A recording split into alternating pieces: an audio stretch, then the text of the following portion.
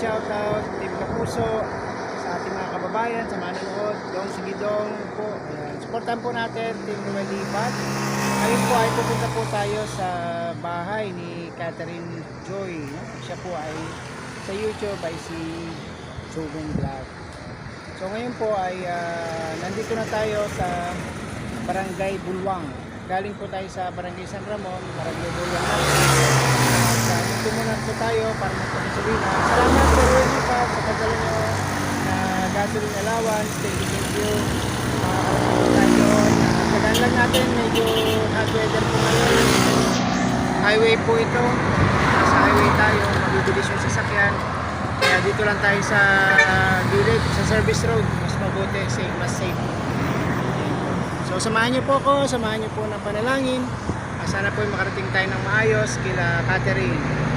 So, ayun po guys, nandyan na po tayo at let's go sa ating tour papunta kay Catherine. Siya po yung buntis, maagang naging ina, teenager pa lang, sa limot ang kanyang buhay. So, ano na po napat niyang problema ngayon. Ang problema naman niya ay wala siyang bahay na titirahan. Kaya humingi po siya ng nipa, pambili ng nipa upang makagawa po siya ng maayos na titirahan or food. Salamat guys, punta po tayo kay Catherine. Let's go! Ayun guys, medyo lang tayo sumilong ng konti sa traffic po ng highway. So ngayon po resulta lang po tayo. Wala naman pong traffic dito, nakakaliwa. So sumilong tayo sa isang may puno. Kaya po yung lugar na to ay mabundok. Ulan tayo, malapad. Kabibilis po ng ating mga kasabay ng mga bus, motor, kotse. So ngayon tuloy-tuloy lang tayo at papunta kila. Ayun po, papunta po tayo kila Catherine. So nandito tayo sa Santa Teresita. At tatawin na naman natin ang lugar ng Agdangan. Pagkatapos po ng Agdangan ay ibang municipal na po yun. Yun po ay Bula. Okay, let's go guys. Ayan mga kababayan, nandito na tayo sa Agdangan. Okay, so nakita nyo may signboard na po. Place ito ng Agdangan. Hello mga kababayan, tawid na tayo ng Santa Teresita. So ngayon ang Agdangan naman. Ayan, dire-diretso lang po tayo. Ayan, punta tayo yan sila Catherine Jo. Ito po tayo ngayon sa Agdangan Market. Bibili po tayo ng bigas. Pampasalubong natin kay Catherine. Sa Agdangan Market. Nakita natin. Pwede yung bumili sir.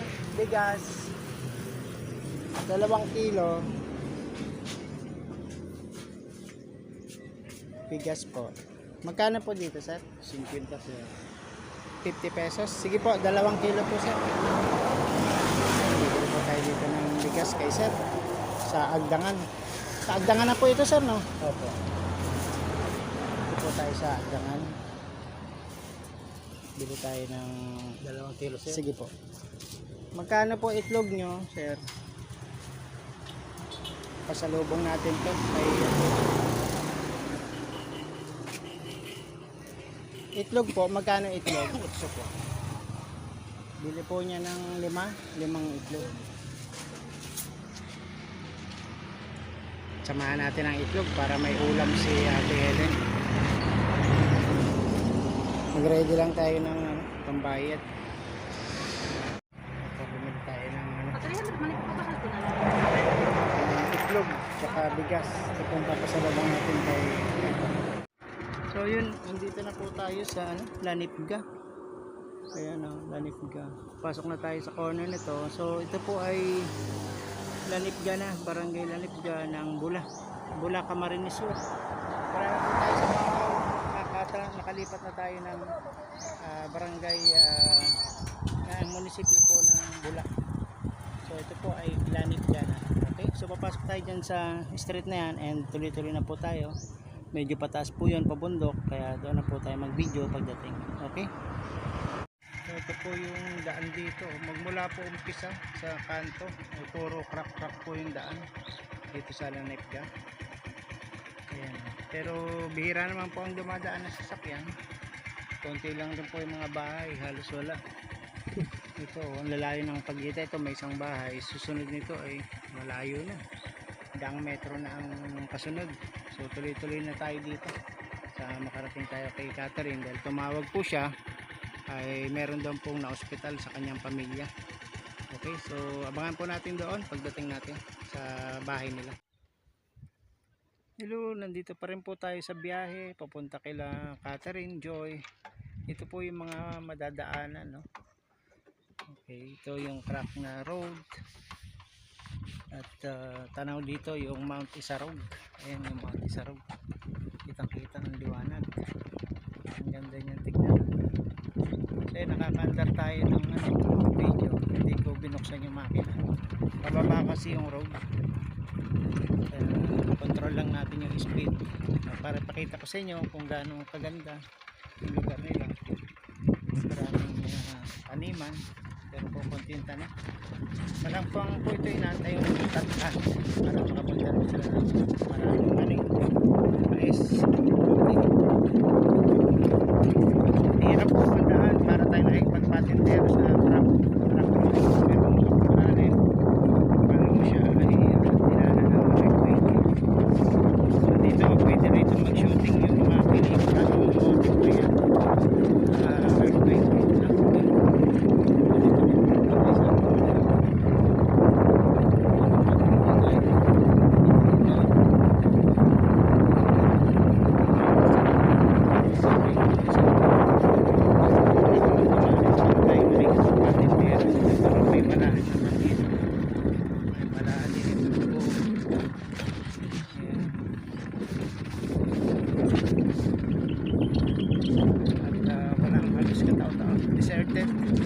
Deserted place po ito. Kanina may dumaan na rescue na car tsaka tricycle. Yun yung mga sabay natin. Motor wala na, miski motor. Nagkakasiraan dito ay mahirap sa bayan. Ay talagang lalakarin mo ito kung sasakyan dito ng malayo.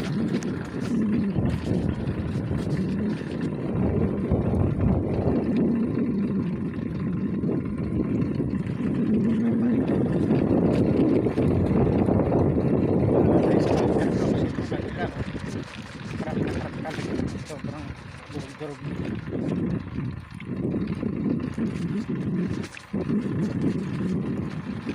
Palagi ko ito dinadaan ng malalaking truck na nagka-quarry, nangunguha ng lupa. Okay, off na natin. Medyo malapit-lapit na tayo doon. So yun po, dumating na tayo sa lugar ni Catherine Joy o si Junel Vlog. Dito tayo.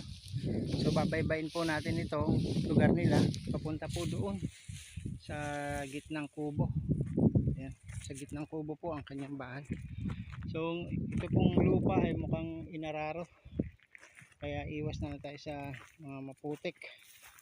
Ayan. So magandang tanghali muli. Ito po si Dong Tigidong. Kung hindi pa po kayo nakasubscribe sa aking channel, inaanyayahan ko po kayo na mag-subscribe at hit all the notification bell upang updated kayo sa mga video na kagaya po nito. Ito po ang ating charity vlog. Si Junel Vlog po ay lumapit.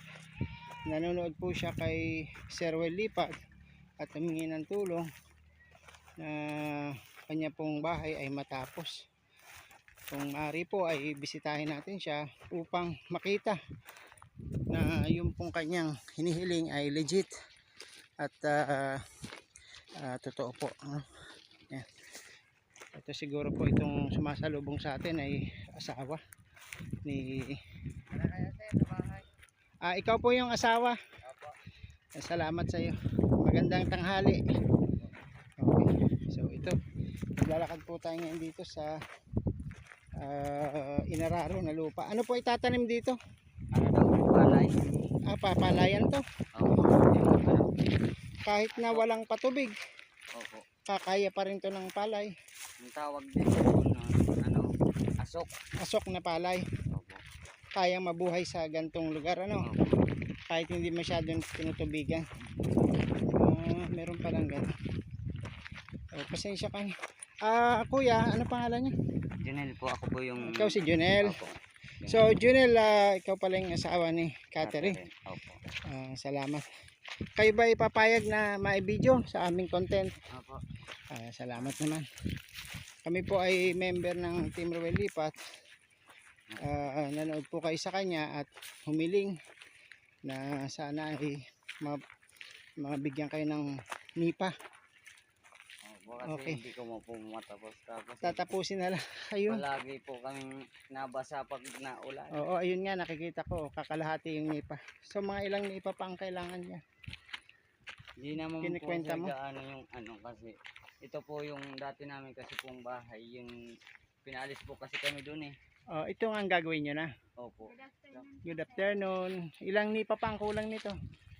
Saka po gagawa pa po ko sana ako ng kusina kasi Oo po nga, yung kusina. sa loob ng Good bahay po afternoon sa namin. inyo. Oo. Catherine, payag ka bang i-video namin sa content ni Sir Ruel Lipat? Sige, salamat sa iyo. Buti nakarating kami dito. Sino yung na-hospital sabi mo? Si mama po niya, Mama dinadala niya. pa lang po. Anong kanina sakit lang. daw? Nangihina? Daw po sir, Ha? kidney daw po. Kidney? Pupunta po nga kami ngayon kasi Pupunta kayo ngayon? maghahatid po kami ng ano. Saan ng- hospital? Sa BMC po. Sa BMC. Sige, punta tayo doon. Okay, wait lang ha. Off ko muna. Yun po, nandito na tayo sa Lanipga. Ito po yung bahay nila Catherine, Junel, na humihingi ng tulong. Sobrang nakakaawa po yung kanilang kubo na kailangan ng nipa at kusina. Yun po ang ating tulungan, mga kapuso, ka-Team Ruel Lipat. Sana po sa mga may maluluwag dyan sa inyong bulsa, kahit magkano lang, ipadala natin sa kanila, pambili ng nipa, pambili ng pako, pambili ng tali, at pantulong sa kanila pang araw-araw. Masipag po si Junel, malaki po ang potential na maging magninegosyo sila magkasama dito ng gulay at ng pagkain at kung ano pa. Dahil sa kanila po nakita ko ang pag-ibig ay talagang milagro, no? Dahil pinagtagpo sila in mysterious ways.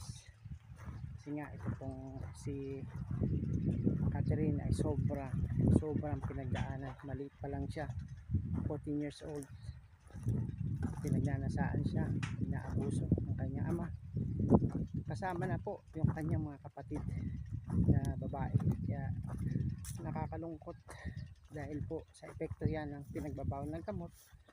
Kaya naman ay I don't know, sana ay talagang totally mawasak na ang pinagbabawal ng gamot. Dahil yung kanya pong ama na imbis na maging provider ng kanilang defense, ng kanilang magmamahal sa kanila, ay siya pa yung sumira ng kanyang pamilya. At ang kanya pong ina naman ay magang lumisan sa kanila dahil sa sama ng loob. See you guys. Kita-kita po tayo sa live ni Sir Ruel Lipat. Sana po panoorin nyo ang aking video. Please subscribe Dong Tigidong at Dong Tigidong Highlights para po sa ating mga videos na talaga namang kapupulutan. Bye!